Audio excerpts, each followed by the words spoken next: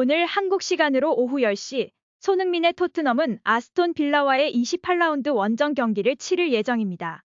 이번 경기는 손흥민을 비롯한 토트넘과 아스톤 빌라 양 팀에게 매우 중요한 시합으로 이에 대한 예측과 해외에서의 반응을 살펴보겠습니다.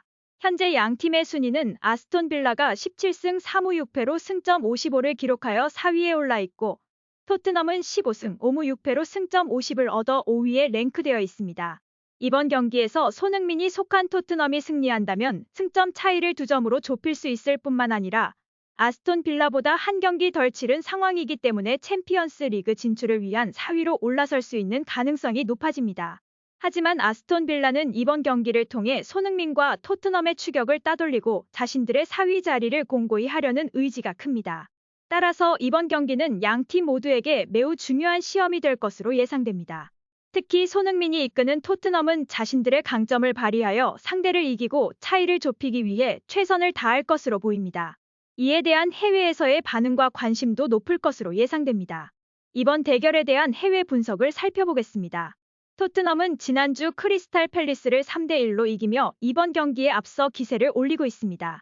반면에 아스톤 빌라는 지난 목요일 아약스와의 유로파 컨퍼런스 리그에서 0대0으로 비겼고 토트넘에 비해 짧은 휴식 시간을 가졌기 때문에 체력적으로 토트넘이 유리할 것으로 보입니다.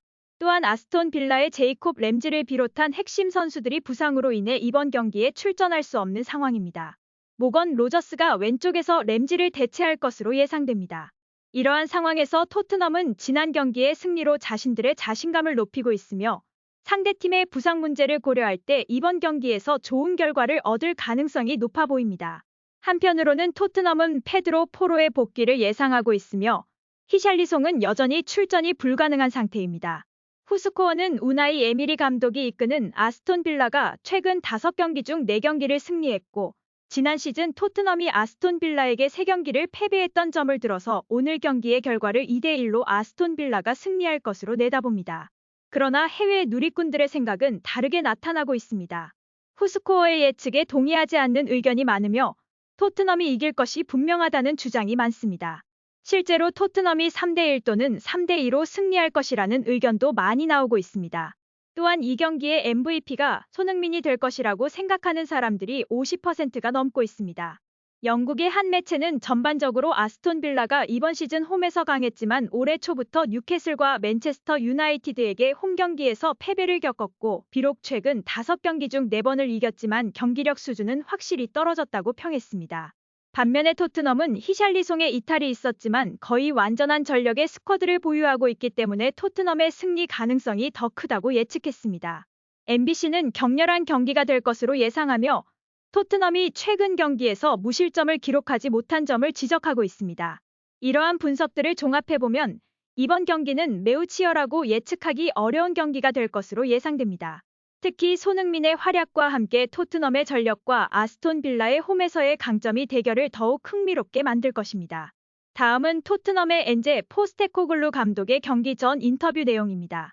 페드로 포로나 지난주에 출전한 선수들의 건강은 이상 없습니다. 모두 건강하고 경기에 출전이 가능합니다. 히샬리송은 아직 훈련에 참여하지 못하고 있고 출전이 불가능한 상태입니다. 이번 시즌 초에는 토트넘의 특징적인 점으로 빠르게 공격을 시작하고 대부분의 경기에서 선제골을 먼저 넣는 것이었습니다. 하지만 최근 몇 주간은 느린 공격을 보이고 선제골을 내주는 상황이 많았습니다. 이 모든 것은 축구 시즌의 일부라고 생각합니다. 시즌 동안에 충분히 일어날 수 있는 일이며 전반 15분 안에 3골을 넣는 것과 마지막 15분 안에 3골을 넣는 것에는 차이가 없다고 봅니다. 지난 기록을 보면 내가 지휘한 모든 팀은 거의 나중에 골을 넣는 것으로 나타났습니다.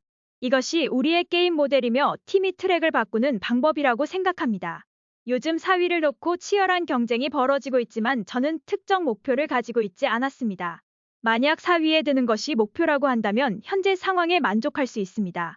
그러나 그것은 팀이 편안해질 수 있다는 의미를 갖고 있습니다. 나는 그렇게 하고 싶지 않습니다. 우리는 모든 것을 할 수 있고 주장 손흥민을 중심으로 모든 게임에서 경쟁력을 가지고 있습니다. 그것이 나에게는 중요한 것입니다. 1월에 베르너를 영입해서 손흥민에게 많은 부담을 주고 싶지 않았습니다. 해리 케인이 떠난 직후 그 역할을 손흥민이 맡아 하며 잘 해내고 있지만 그를 도울 선수가 필요했습니다. 베르너는 공격적이면서 수비에 빠른 전환을 잘 해내는 선수입니다. 중요한 선수가 될 수 있다고 보고 손흥민을 보며 많은 것을 배울 것을 기대하고 있기에 그를 비난하지 않았으면 좋겠습니다. 이상 월드라이브 TV였습니다.